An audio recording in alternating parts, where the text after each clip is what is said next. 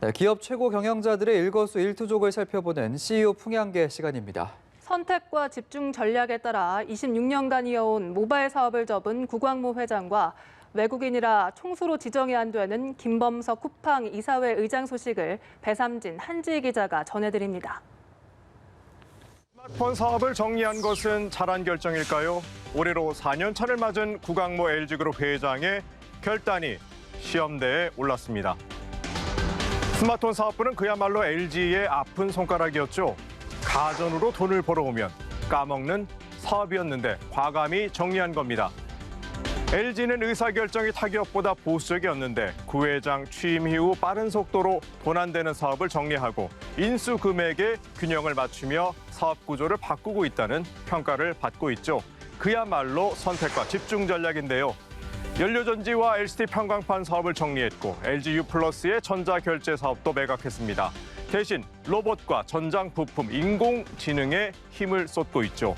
스마트폰을 접는 이유는 7월 출범 예정인 LG 마그나의 인력 확보와도 연결돼 있다고 하는데 이 변화에 민첩하게 대응하고 리스크를 철저히 관리하며 쉼 없이 도전을 이어가겠다는 구 회장의 다짐을 지켜보겠습니다. 한국에서 사업을 하는데 다른 사업자와 동일하게 법을 적용받지 않는다면 역차별 논란이 있을 수 있겠죠. 김범석 쿠팡 이사회 의장 이야기입니다. 공정거래위원회가 김 의장이 미국인이라 총수로 지정되기 어렵다고 밝혔습니다. 공정위는 자산이 5조 원이 넘으면 대기업 집단에 넣어 동일인 총수를 지정하고 6촌인의 혈족과 4촌인의 인척 등 특수 관계인과의 거래에 대한 공시를 하도록 합니다. 법인이 동일인으로 지정되면 이런 피곤한 일을 겪지 않는 겁니다. 어릴 적 미국으로 이민 간 김 의장은 국적으로 미국인입니다. 당연히 한국에서 군복무도 하지 않았습니다. 뉴욕 증시에 상장하면서 밝혔듯이 쿠팡의 본사는 미국 델라웨어에 있고 임직원 대부분도 미국인입니다. 사업을 위해 한국으로 온 케이스죠. 김 의장은 10.2%의 쿠팡의 지분을 가진 명백한 최종 의사결정권자인데요. 심지어 차등 의결권주로 의결권의 76.6%를 보유하고 있습니다. 실질적 지배자가 외국인이란 이유로 총수 없는 대기업이 된 경우는 국내에서는 없었습니다. 쿠팡과 비슷한 지배구조를 가지고 있는 네이버 이해진 글로벌 투자 책임자는 동일인으로 지정된 뒤 검찰 조사까지 받았는데요. 동일인이 총수냐 법인이냐에 따라 하늘과 땅 차이라는데 김 의장이 투명하게 잘 이끌어가겠죠. 누나는 왜 동생을 상대로 경영권 분쟁을 일으켰을까요? 16개월간 괴롭혔는데 결국 조원태 한진그룹 회장의 승리로 끝났습니다.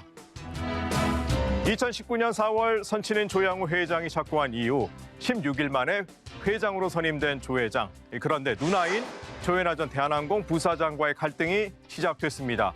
결국 지난해 1월 사모펀드인 KCGI, 반도건설과 함께 3자연합을 결성해 조 회장 퇴진에 기치를 들었는데요.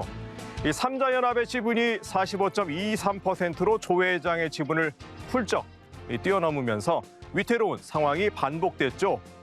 그때마다 조 회장의 우호 지분이 뭉쳐졌고 직원들도 든든한 배경이 됐습니다. 분위기가 달라진 건 산업은행이 대한항공의 아시아나항공 인수를 위해 지분 10.66%를 확보하면서부터죠. 조 회장 측 우호 지분율이 당초 3자연합보다 낮았던 41.4%에서 47.33%로 오른 것인데요. 아시아나항공 인수로 세계 7위권 항공사의 경영자가 되는 동시에 경영권까지 지키게 된 겁니다. 그런데 상속세도 내야 하고 가족 간 지분 정리도 끝내야 해서 아직 숙제는 남아 있습니다. 회의 도중 신용카드를 룸살롱 여자 등에 비유해 막말 논란이 일었죠. 장경훈 하나카드 사장이 결국 사퇴했습니다.